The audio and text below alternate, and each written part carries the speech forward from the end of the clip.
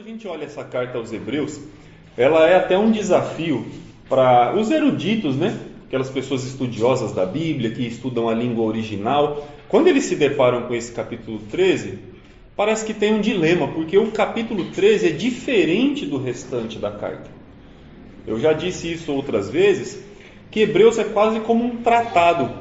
Não tem muito aquela aparência de carta que começa: eu, Paulo, apóstolo de Cristo, aos irmãos de tal lugar. Ele começa diferente, aborda os argumentos ao longo do livro de uma maneira diferente de uma outra carta do Novo Testamento. Então não tem muito a cara de uma carta. Mas quando chega no capítulo 13, parece uma carta. Aí eles, os eruditos dizem assim: esse capítulo 13 não fazia parte do texto original. Não é possível, porque ele é muito diferente do resto. Enquanto toda a primeira parte do livro é um tratado, esse restante aqui parece mais com uma carta. Então gera uma série de discussões para todas aquelas pessoas aí que estão tentando encontrar quem seria o possível escritor dessa carta e qual a data em que isso tivesse acontecido. O fato é que a gente não vai ter esse problema. Nós não vamos tratar o capítulo 13 como um apêndice, como o material já está pronto e alguém um dia veio e colocou mais um capítulo. Nós não vamos tratar assim, nós vamos tratar ele à luz do contexto geral da carta, como material inspirado que tem muitas lições para nos trazer. Ele vai ser um fechamento, está dando uma conclusão para o livro. E já que é para concluir, eu quero que a gente esteja concentrado nas lições que a gente já aprendeu até agora. Certo? O que eu e você aprendemos até agora com Hebreus? Que Jesus é maior, superior. Isso a gente repetiu, acho que hoje é a 16ª vez. As 15 que já passaram, isso foi falado. Jesus é maior. A revelação maior, ele é maior do que Moisés, ele é maior do que Arão, ele tem um descanso maior, ele é um sacerdote superior, ele traz promessas melhores, nós somos participantes de esperanças superiores através de Jesus, ele ministra num tabernáculo superior. Qualquer coisa aí que a gente pensar, e você comparar Jesus com a lei de Moisés, com o Antigo Testamento, Jesus vence, porque ele é a plena revelação de Deus. Foi assim que o escritor começou a carta. Havendo Deus outrora falado de muitas maneiras e muitas vezes aos pais pelos profetas, nesses últimos dias nos falou pelo Filho, a quem constituiu o herdeiro de todas as coisas e por meio de quem também fez o universo. Jesus é maior do que a lei. Esse é o primeiro aprendizado que nós tivemos. O outro é que nós estamos participando, aqui no Novo Testamento, de uma aliança superior do que eles participaram. Viram que o Adriano, quando fez a ceia, falou: agora nós estamos comendo um pão e tomando um suco que relembram carne e sangue de Jesus. No Antigo Testamento eles matavam animais. Nós não fazemos mais isso porque vivemos uma nova aliança. E a nova aliança é superior à antiga. Isso também foi tratado aqui já dentro do livro. E por último, a última lição, além de Jesus ser superior, além da nova aliança ser superior, todo esse livro é escrito porque existem cristãos que estão deixando de andar para frente, estão começando a andar para trás. Eles estão querendo voltar para a lei. Lembra? A vida social deles está trazendo perseguição. A sociedade ao redor não via o cristianismo com bons olhos. Os cristãos eram traidores. Traidores de Moisés, traidores da lei. Então, o judeu que se tornava cristão, que é o caso dessas pessoas que recebem a carta originalmente, se você tem um comércio, seu vizinho não compra mais o seu comércio, porque agora você é um traidor, você virou cristão. Se você tinha socialmente algum envolvimento, agora você não vai ser mais convidado para ir na casa de ninguém, as pessoas não vão mais te cumprimentar na rua, e aos poucos isso vai trazendo um certo desconforto. Mas seu vizinho não te cumprimenta mais, te olha com cara feia, as pessoas já não tratam você com bondade. E você fez o que de mal? Você se tornou cristão. Ao contrário de hoje, e nós falamos isso na aula dominical, ao contrário de hoje, naquela época o cristianismo era perseguido. E eles estavam fazendo o que de errado? Nada. Eles eram mal compreendidos. mas isso não vai ser a nossa abordagem hoje. Mas, então esse capítulo 13 aparece aqui para a gente justamente como uma palavra de exortação, é assim que ele vai se referir, né, o próprio escritor, para nos estimular a continuar na fé. Todo esse livro, esses 13 capítulos, são um esforço tremendo de um escritor inspirado por Deus, nos dando várias argumentações do porquê não faz sentido voltar à velha vida. Eu e você nos tornamos cristãos. Não faz sentido voltar para a velha vida. Não faz sentido, nada que você possa encontrar naquela velha vida é melhor do que você encontra hoje. Ah, mas lá eu tinha prazeres, ok, esses prazeres uma hora acabam e depois só sobra dor e sofrimento. Jesus é superior porque os prazeres dele são eternos. Então sempre Jesus é maior. E o capítulo então, o 13, como um fechamento, vai trazer várias lições práticas. Se Jesus é superior em tudo que ele ensina, então a nossa vida tem que ser coerente com esse Jesus superior. A nossa maneira de viver tem que ser adequada. Então, se Cristo é superior em todos os aspectos, a nossa vida precisa ser superior também. Então, essa mensagem, né, do capítulo 13, que é a penúltima, eu quero dizer que nós precisamos nos apresentar com uma vida superior. Uma vida de valores superiores diante de Jesus. Não dá mais para ser um judeu, né, ritualista, vivendo a vida deles e de vez em quando se dedicando a Deus. Isso não vai servir na nova aliança. Então ele vai aqui falar sobre amor, sobre contaminação, sobre avareza, sobre indiferença, sobre rebeldia, né? E de fato, é fácil viver a vida cristã? Não é. É fácil ser um cristão mais ou menos, isso é fácil. Mas ser um cristão de verdade não é fácil para nenhum de nós, por conta de tudo que a gente vai se deparar. Primeiro, nossas próprias vontades, que militam, né? A carne militando contra o espírito. As nossas fraquezas, tudo isso, primeiro. O mundo aí fora, já falamos também, vai militar contra nós, valores totalmente diferentes daqueles de Cristo. Então, por essa inúmera gama de coisas, não é fácil, a jornada não é nada fácil. Mas sabe uma coisa que facilita a jornada? E ele falou no capítulo 10? Ter pessoas ao nosso redor. Lembra quando ele disse? Não deixem de congregar. Ter pessoas andando junto com a gente, colocando a mão no ombro, apoiando, é um processo que minimiza essa dor de caminhar com Cristo. Então, se eu preciso ter gente do meu lado para poder continuar evoluindo e crescendo na vida cristã, preciso saber como conviver com essas pessoas. E o capítulo 13 então traz esses conselhos para essa vida em comunidade, e até de uma certa maneira, esses conselhos que ele traz me fazem lembrar do Sermão da Montanha de Jesus. Nós não vamos lá no Sermão da Montanha, mas muitas coisas nos lembram. Então, vamos falar dessa vida superior que nós precisamos viver e que é possível. Ele começa então aí nos versículos de 1 a 3 dizendo assim: seja constante o amor fraternal. Tá? Hebreus 13, voltamos um pouquinho de onde o Valmir leu, voltamos no 1. Seja constante o amor fraternal, não negligencie a hospitalidade, pois alguns, praticando-a, sem o saber, acolheram anjos. Lembrai-vos dos encarcerados, como se vocês estivessem presos com eles, dos que sofrem maus tratos, como se com efeito vós mesmos, em pessoa, fosseis os maltratados. Então o primeiro argumento que ele dá aqui é de que nós precisamos ter amor. Isso está lá no Sermão da Montanha, é regulamento para uma vida superior. Nós precisamos ter amor, e ele começa falando do amor fraternal, é o amor pelos irmãos. Primeira coisa, para caminhar nessa vida superior, dá para caminhar odiando meus irmãos? Não. Para viver uma vida superior, numa aliança superior, servindo a um Jesus que é superior, eu preciso amar de verdade. O amor dele não foi fingido, o meu também não pode ser. Preciso amar as pessoas que me ajudam a caminhar para a esperança do céu. E ele diz assim: não negligencie a hospitalidade.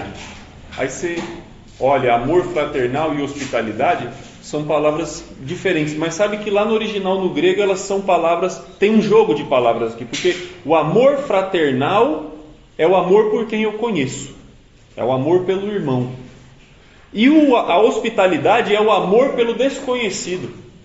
Hospitalidade é filoxenia, e amor fraternal é Filadélfia. Então ame os que estão perto, e ame também os que estão longe. Ame os que você conhece, mas ame também os que você não conhece. Hospitalidade não é você receber pessoas que você não conhece, né?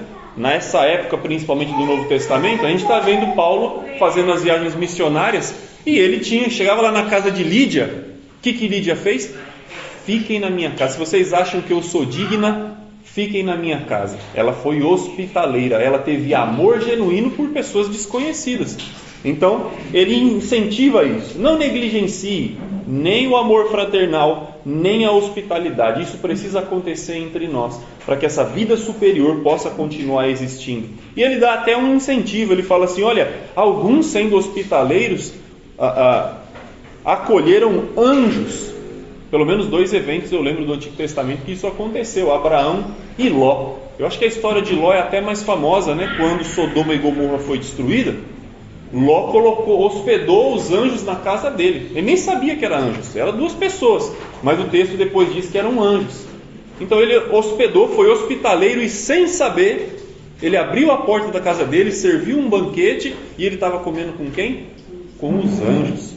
Eu lembro até uma vez, né, logo quando eu me converti, eu frequentava uma denominação, e o pastor estava pregando, e isso assim, eu nunca esqueci.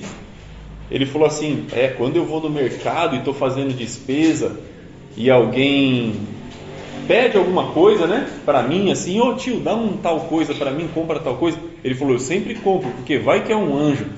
Ele falou, aí eu pensei assim, mas se não fosse um anjo, não merecia? Poxa, né? Só porque é um anjo? Não é isso que o texto está falando.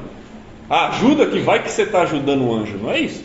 Ajude, porque alguns nesse processo habitual de ajudar os conhecidos e os desconhecidos, acabaram acertando com um anjo. Então é essa motivação para que a gente faça o bem, para que a gente ame, seja hospitaleiro, não esperando acertar a pessoa certa. É justamente fazer para todos, e em algum momento eles acertaram pessoas especiais, né? Pessoas entre aspas, eram anjos. Lembre-se dos encarcerados. Então, essa primeira orientação é o amor. Amor pelo encarcerado. Eu não estou preso, mas eu tenho que pensar naquela pessoa que está presa, não porque cometeu crime. Não era que os presos era preso por ser cristão. Foi preso por amar a Jesus. O que ele fez de errado? Não fez nada. Eu não posso esquecer esse meu irmão lá na cadeia. Lembre-se dele. Ele foi preso por ser fiel a Cristo, não foi porque fez alguma besteira. Se compadeça dele como se você mesmo estivesse lá. Se compadeça dos cristãos que estão sendo maltratados, como se você mesmo, que está com o seu corpo inteiro, fosse aquele que tivesse com as feridas. Então, o primeiro propósito de uma vida superior na nova aliança é amor. Amor pelo conhecido e pelo desconhecido. Depois ele vai falar sobre a importância de deixar os pecados, se distanciar dos pecados. E aí ele segue do 4 ao 6. Digno de honra entre todos seja o matrimônio, bem como o leito sem mácula, porque Deus julgará os impuros e adúlteros. Seja a vossa vida sem avareza, contentai-vos com as coisas que tendes, porque ele tem dito, de maneira alguma te deixarei, nunca jamais te abandonarei. Assim, afirmemos confiadamente, o Senhor é o meu auxílio, não temerei, que me poderá fazer o homem? Então ele vai falar a importância também de ficar longe do pecado. Ame, se afaste do pecado. Olha todos os princípios que estão lá no Sermão do Monte. Jesus disse, ame mesmo os seus amigos e os seus inimigos. Fique longe do pecado. E Jesus vai falar lá também, você pensa que é só deitar com a mulher do próximo que é pecado? Desejar ela com os olhos também é. Então aqui, quando o escritor diz para nós, digno de honra entre todos seja o matrimônio, bem como o leito sem mácula. O leito pode ser maculado, como ele vai dizer, pela impureza, pelo adultério. Filipe, pela impureza e pelo adultério, mas também pela cobiça dos olhos. Eu posso macular o meu leito com a minha esposa quando eu me deito com uma mulher que não é a minha, e então pela contaminação do meu corpo eu levo em contaminação para a minha cama, mas também quando eu fico, às vezes não consumo esse adultério fisicamente, mas sou dependente da pornografia, esse tipo de coisa também contamina o leito. Então a impureza pode estar em vários âmbitos, não só do adultério consumado, mas também desses vídeos que as pessoas mandam pelo WhatsApp, dessas fotos sensuais que as mulheres colocam na internet, então, e homens também, né? Homens com um corpão, e as mulheres também veem isso. Quando essas coisas entram na nossa mente e vão parar na nossa cama, onde eu deveria compartilhar fidelidade só com o meu cônjuge, a contaminação ela está acontecendo também. E essa questão da imoralidade sexual é um problema para a humanidade toda, não só lá fora, na igreja também, né? Tanto que é um dos temas mais abordados no Novo Testamento. É uma luta para todo homem e toda mulher se manter puro contra a contaminação. Mas nós estamos juntos nesse esforço e vamos dar as mãos para que a gente continue caminhando nesta vida superior. Ele vai também falar contra a avareza. Seja a vossa vida sem avareza. O que é ser avarento? É pão duro, é ganancioso, é gente que quer reter tudo. Ele diz, não precisa ser assim, porque nessa nossa vida nós temos que nos contentar com aquilo que temos. Ele diz no verso 5. Porque o que Deus falou? De maneira alguma te deixarei, nunca jamais te abandonarei. Olha um verso bom aí para... Era esse que você ia usar? Era 7. Era o 7? Mas olha um bom aí para a oferta. Seja a vossa vida sem avareza, contentai-vos com as coisas que vocês têm, porque Deus já disse, de maneira alguma eu vou te deixar, nunca jamais eu vou te abandonar. Poxa, se Deus disse para mim que eu não estou sozinho, por que eu preciso me apropriar de tudo que eu vejo e conquistar todo o dinheiro que é possível ganhar? A minha segurança não está nessas coisas, mas está em Deus que cuida de mim. Então, esses cristãos, ele fala sobre avareza e pode ser uma maneira genérica de falar do pecado, mas vale lembrar que no capítulo 10 o escritor já disse que esses nossos irmãos, o governo está tomando as coisas deles por eles serem cristãos. E aí você fala assim, imagina hoje, né, o prefeito, o oficial de justiça bate lá na sua porta e fala, olha, ou você deixa de ser cristão ou então a gente toma a sua casa. A gente sabe que infelizmente muita gente prefere ficar com a casa. Eu não gostaria de perder os meus bens, mas se eu colocar na balança a minha casa ou Cristo, eu tenho que saber quem ganha. E esses irmãos estavam sabendo quem era mais importante, e por isso eles tiveram os seus bens tomados, como nos é dito já no capítulo 10, nós já estudamos isso. Então, não precise ser avarento, não se apegue às suas coisas, deixe as coisas, porque o importante é Deus vai estar cuidando de nós. Assim afirmemos confiadamente, o Senhor é o meu auxílio, não temerei, que me poderá fazer o homem? Jesus também já disse isso, não tema aquele que pode matar o corpo, antes tema aquele que pode matar o corpo e a alma e jogar os dois no inferno. Então, de fato, concentrar a nossa atenção naquilo que é importante. Ele diz depois aqui, o Francisco falou sobre o verso 7 e 8, a importância nessa vida superior de escolher bons modelos. No Sermão do Monte, Jesus falou o contrário. Ele falou, olha, está vendo os fariseus? Não imitem eles. Se a justiça de vocês não exceder a deles em muito, de maneira nenhuma vocês entrarão no reino dos céus. Então lá no Sermão do Monte, Jesus também fala sobre esses valores, mas ele usa o exemplo que não deve ser seguido, os fariseus. Aqui o escritor usa o modelo a ser seguido. Ele diz no verso 7 e 8: lembrem-se dos vossos guias, os quais vos pregaram a palavra de Deus, e considerando atentamente o fim da sua vida, imitem a fé que eles tiveram. Não sei se na sua tradução fala guias, talvez fale líderes, seus pastores, os seus dirigentes, a tradução não está falando de um cargo. O que o escritor quer falar é sobre alguém que está exercendo uma função de guia. E infelizmente esses textos são usados para exercício de domínio sobre a igreja. E não é isso que o escritor está falando. Ele está dizendo: olhe para as pessoas que conduzem vocês, que são orientadores para que você continue no caminho. E pelo que ele está dizendo, eles já tinham morrido. Lembrem-se dos vossos guias que pregaram a palavra de Deus para vocês. Considerem atentamente o fim da vida deles. Eles já morreram. Imitem a fé que tiveram. Os evangelizadores que ajudaram a estabelecer essa igreja, eles já tinham morrido. E morreram fiéis em Cristo. E o escritor está dizendo: olhe para eles. Lembra do capítulo 11? Os heróis da fé. E por que eles eram heróis? Porque ficaram fiéis até o final. Não é heróis porque fizeram coisas grandes na vida. É heróis porque ficaram fiéis até o final. E ele diz: os líderes de vocês, os guias, né? Deixa eu corrigir. Os guias de vocês também foram fiéis até o final. Nós temos heróis da fé lá no passado, mas nós temos heróis da fé recentes também. Você pode se lembrar de muitas pessoas valiosas que contribuíram na sua formação espiritual e que já partiram desse mundo, mas partiram fiéis. Olhe para a vida dela, ela não desistiu.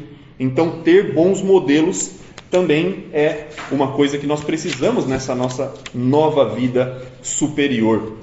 Parece até que a igreja aqui, olha, dá um pulinho lá no versículo 17, ele diz assim, obedeça aos vossos guias e sejam submissos para com eles. Esse versículo é amado pelos canalhas, né, que querem se aproveitar das pessoas. Obedeçam os vossos guias e sejam submissos para com eles, pois velam por vossa alma, como quem deve prestar contas, para que façam isso com alegria e não gemendo, porque isto não vos aproveita, isto não aproveita a vós outros.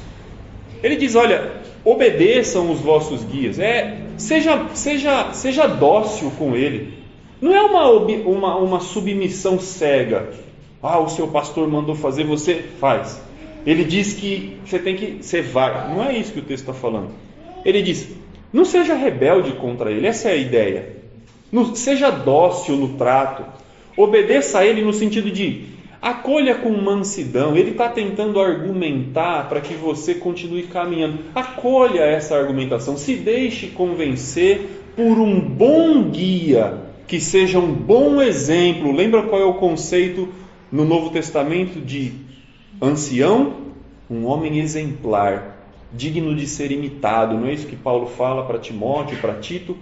Um líder, um guia, ele tem que ser uma pessoa em quem a congregação pode olhar e se espelhar na conduta de vida, no procedimento. Não é uma pessoa infalível, mas é uma pessoa digna de ser imitada. Estes guias, com certeza, eram pessoas dignas de ser imitadas, fiéis a Deus. E ele vai dizer, se deixem convencer por eles, olhe o exemplo de vida deles para que vocês continuem caminhando. Seja submisso, não é sim senhor, sim senhora, sim senhor, sim senhora. Não seja rebelde, seja dócil no trato com ele. Não fica criando conflito, porque no final das contas isso não vai aproveitar de nada, ele diz para os irmãos aqui. E eles estão fazendo um trabalho tão difícil, né? E realmente anciãos, presbíteros, guias da igreja têm uma tarefa árdua e muitas vezes mal reconhecida. Não porque os guias esperam o reconhecimento, né? Mas geralmente, principalmente em lugares muito grandes, o grupo tem muitas críticas e reclamações. Às vezes é assim no trabalho, né? A equipe toda está insatisfeita com o chefe, o jeito que ele faz, né? Chefe nunca consegue agradar todo mundo, nem pai e mãe. Se você tiver 3, 4 filhos, sempre um vai achar que é o preferido. Não é verdade? Então, esse ato de gerir pessoas, de cuidar de pessoas, sempre é difícil. E na igreja, muito mais. Mas o que os guias estão fazendo, olha, eles velam por vossa alma, como quem deve prestar contas. Então, é melhor que eles façam isso com alegria. O verdadeiro guia espiritual é aquele que sabe que vai prestar conta das pessoas para Deus. O meu mau exemplo, eu vou prestar conta para Deus. O meu bom exemplo também. Se eu levo vocês a ter um bom exemplo para seguir na fé, eu vou prestar conta para Deus. Mas se as minhas atitudes desencaminham vocês, eu vou prestar conta para Deus também. Cada guia que tem consciência disso é digno de ser imitado, porque ele vai estar fazendo o seu melhor. Última lição dele aqui, versículo 8 e 9, volta lá atrás, ele vai dizer que é importante permanecer na verdade. Ele diz assim: Jesus Cristo, ontem e hoje é o mesmo e o será para sempre. Não se deixem envolver por doutrinas várias e estranhas, porquanto o que vale é estar com o coração confirmado com graça e não com alimentos, pois nunca tiveram proveito os que com isto se preocuparam. Por que Jesus Cristo é o mesmo ontem, hoje e será para sempre? Porque nós não somos. Porque ontem nós acreditávamos numa coisa, hoje nós acreditamos em outra, e ele está alertando: cuidado com as falsas doutrinas, porque senão amanhã você está acreditando em outra. Jesus não. Jesus sempre foi o mesmo valor, o mesmo princípio, a mesma revelação superior de Deus, esse mesmo Salvador, sempre foi. A gente não conhecia, mas ele era o Salvador desde antes da fundação do mundo.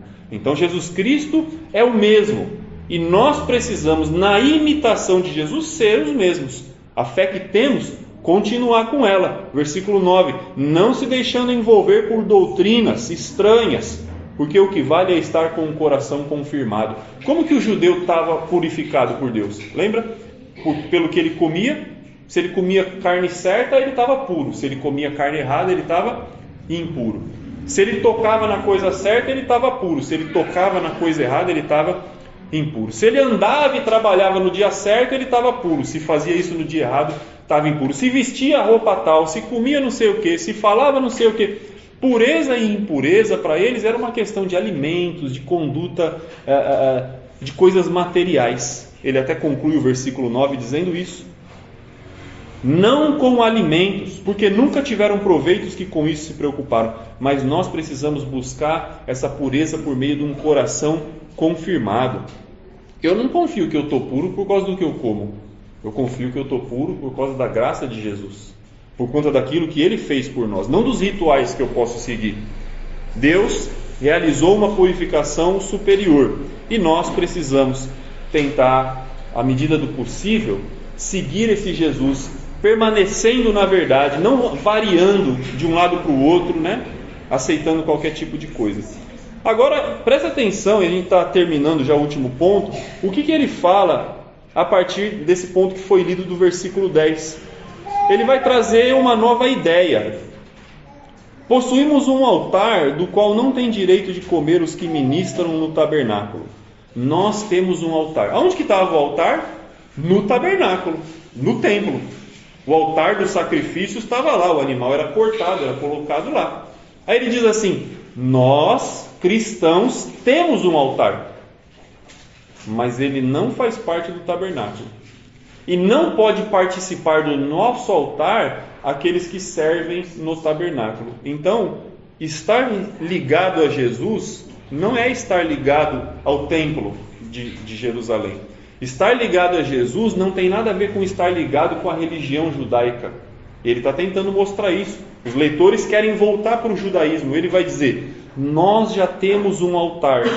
E lá no judaísmo, as pessoas do sistema antigo não podem participar do nosso altar, pois aqueles animais cujo sangue é trazido para dentro do Santo dos Santos pelo sumo sacerdote, como oblação pelo pecado, têm o corpo queimado fora do acampamento. Acho que estava na mente dele aqui a festa da expiação.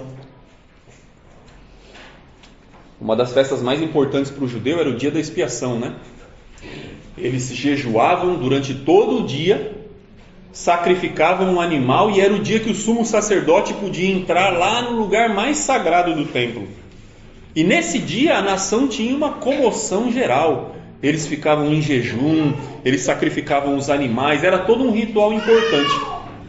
E nesta festa, esse animal que era sacrificado, ele não podia ser comido.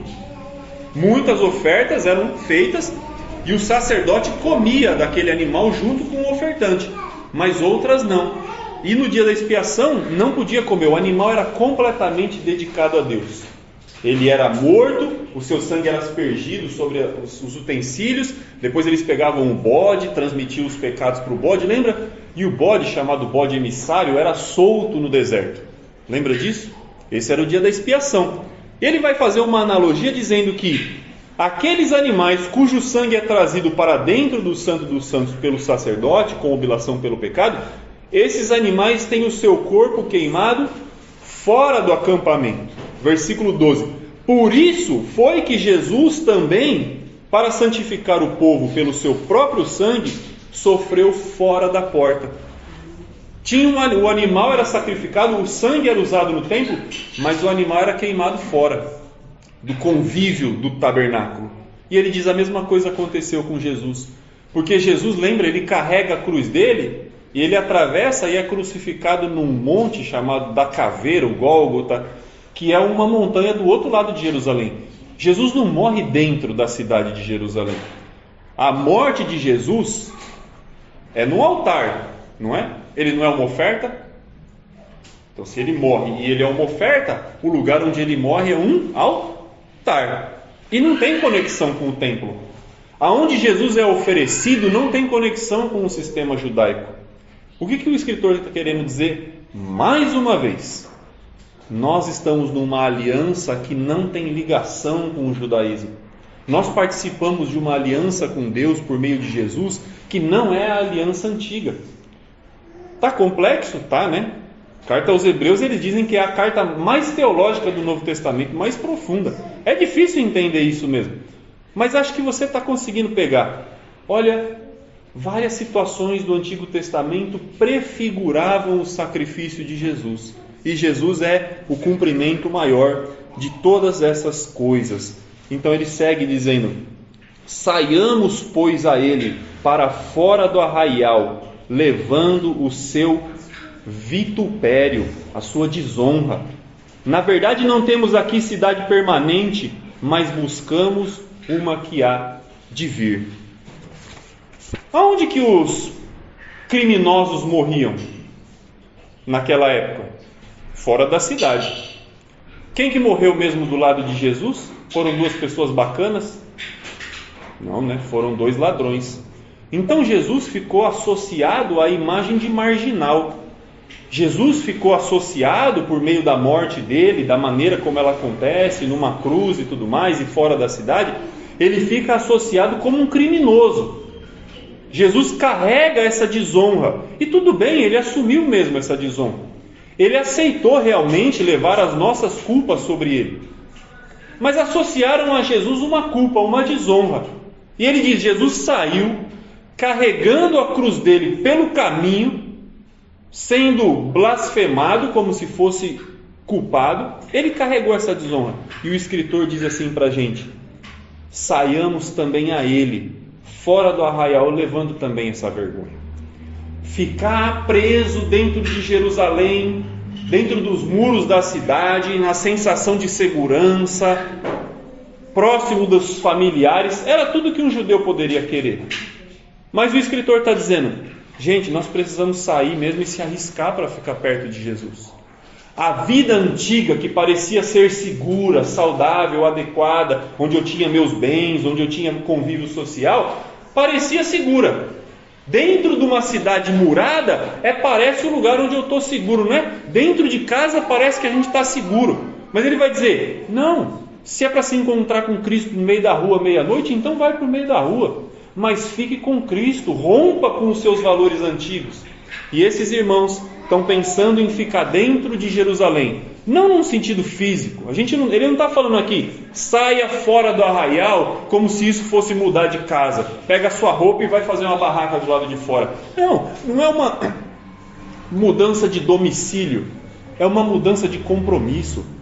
Os nossos compromissos, os compromissos deles não estavam com a lei de Moisés, estavam com Jesus. Então abandona tudo aquilo que tem ligação com a lei, seja os muros, seja a cidade, seja o tabernáculo, sejam os rituais, seja o sangue dos animais, os sacerdotes. Larga tudo isso para trás. assume a desonra que é andar com Jesus e vai se encontrar com Jesus. Ele está onde? Fora do tabernáculo? Então vai, se encontra com Ele lá fora. Não fique apegado às velhas tradições, porque elas são, na verdade, uma armadilha que nos afastam de Jesus. Para esses irmãos, Ele está cobrando um rompimento com a velha vida. E para nós também. Você não tem Jerusalém para voltar, eu também não tenho. Mas você e eu temos uma velha vida para onde voltar. E Ele está dizendo, é preciso romper com essa velha vida. É preciso romper muitas vezes com família. É preciso romper muitas vezes com amigos. É preciso romper muitas vezes com várias coisas onde parece que está a nossa segurança. E assumir uma desonra. E ir ficar perto de Jesus. Nem que isso seja fora da cidade. Assumir novas responsabilidades. E nessa vida superior, em que nós assumimos várias novas responsabilidades, ele diz assim, 15, por meio de Jesus ofereçamos a Deus sempre sacrifício de louvor. Lembra, nós estamos diante de um altar, não do tabernáculo, não do templo, nós estamos diante de Jesus. Então, como sacerdotes também, ofereçamos a Deus sangue, carnes de animais? Não, nessa nova aliança, ofereçamos a Deus sempre sacrifício de louvor, que é o fruto de lábios que confessam o seu nome. Para esses irmãos do primeiro século, confessar Jesus era um gesto genuíno de adoração e sacrifício. Porque a cada vez que eles diziam, nós temos Cristo como Salvador, o que acontecia? Perseguição, prisão, confisco de bens. Então era uma decisão de verdadeiro sacrifício poder louvar a Deus, louvar a Jesus com o lábio deles. Isso anunciava uma fé e ia ter consequências, com certeza ia ter consequências para esses irmãos. Sacrifício de louvor, que é o fruto de lábios que confessam o seu nome. Não negligencie igualmente a prática do bem, a mútua cooperação, pois com tais sacrifícios Deus se compraz. Deus se alegra não com sangue de animais, porque Jesus já cumpriu essa oferta. Então quais são os sacrifícios, se é que eu posso dizer assim, que nós vamos oferecer agora? Louvor, prática do bem, mútua cooperação. Quer ser aceito por Deus por meio do sacrifício de Jesus no altar dele? Então, nesse trajeto que eu e você estamos caminhando para o céu, vá cantando para Deus. E as dificuldades? Passe por elas louvando a Deus com os seus lábios, ajudando o seu irmão que está do seu lado. Mas e as perseguições? Enfrente cada uma delas louvando a Deus. É isso que Deus quer. Glorificando a Deus com o seu lábio, sacrifício de louvor, que é o fruto de lábios que confessam o seu nome. Fazendo o bem, não negligencie a prática do bem. Coopere mutuamente, ajude as pessoas do seu lado a continuar na fé. Porque é com estes sacrifícios que Deus se alegra. Nós temos um novo sistema de adoração a Deus, uma adoração verdadeiramente espiritual. A gente fala lá, né? Jesus com a mulher samaritana, adoração em espírito e em verdade. O que é isso? É isso. Não é ritual de sangue, de carne, de animal sendo aspergido, mas é compromisso de uma vida que, apesar de todos os seus empecilhos, nós assumimos a desonra de andar com Jesus. Porque para o mundo Jesus é isso, é uma desonra. É um nome que causa vergonha, que muitas vezes é associado a alguém que como se tivesse cometido um crime. Mas nós sabemos que não é isso. Mas se as pessoas querem pensar que você é um criminoso por seguir Jesus, pois que pensem. Siga seu caminho, louvando a Deus, cantando a Ele. Você sabe o que te espera no final da sua jornada. Então no início do capítulo, o escritor nos chama para uma série de compromissos com o nosso próximo, né? Essa vida transformada. Mas ao mesmo tempo que no começo ele chama para esses compromissos com Cristo, no final ele chama para um rompimento completo com a velha vida, com as velhas práticas, com os valores deste mundo atual. E a gente então vai continuar seguindo a Cristo. Viva nesse mundo, mas não se esqueça que eu e você não somos aqui. Ele já disse de novo no versículo 14, na verdade não temos aqui cidade permanente, mas buscamos a que há de vir. Jerusalém, eles olhavam para trás, essa não é mais a cidade de vocês. Vocês estão esperando uma cidade nova. Tem uma frase que eu peguei, que eu gostaria de dizer nos meus estudos para essa mensagem, que ele diz assim, ser discípulo de Cristo custa um preço diferente para cada pessoa. Talvez para alguns custe mais. Para esses nossos irmãos do primeiro século estava custando mais, não estava? Eles estavam perdendo bens, sendo presos, perseguidos e mortos. Para eles estava custando mais do que para nós, mas para nós custa também. Então ele diz: ser discípulo de Cristo custa um preço diferente para cada pessoa, mas para todo crente custa alguma coisa. Não tem ninguém que seja discípulo de Cristo que não tenha que abrir mão de alguma coisa. Não tenha ninguém que queira ser seguidor de Jesus que não precise romper com uma velha vida, com velhas tradições, com um ambiente antigo. Não tem. Todo mundo que quer ser discípulo de Cristo, que quer caminhar para uma cidade nova e receber herança no céu, vai ter que romper com a velha vida. Vai ter que assumir uma vida transformada diante desse altar superior, que o sistema da velha aliança não é capaz de nos colocar ali. Mas com Jesus nós temos nos chegado a Deus e somos capazes de entregar a nossa vida com novos valores. Se Jesus é superior, nós temos que ser também, por meio de uma reconstrução dos valores e de tudo aquilo que Ele nos ensina. Que Deus nos abençoe. Amém.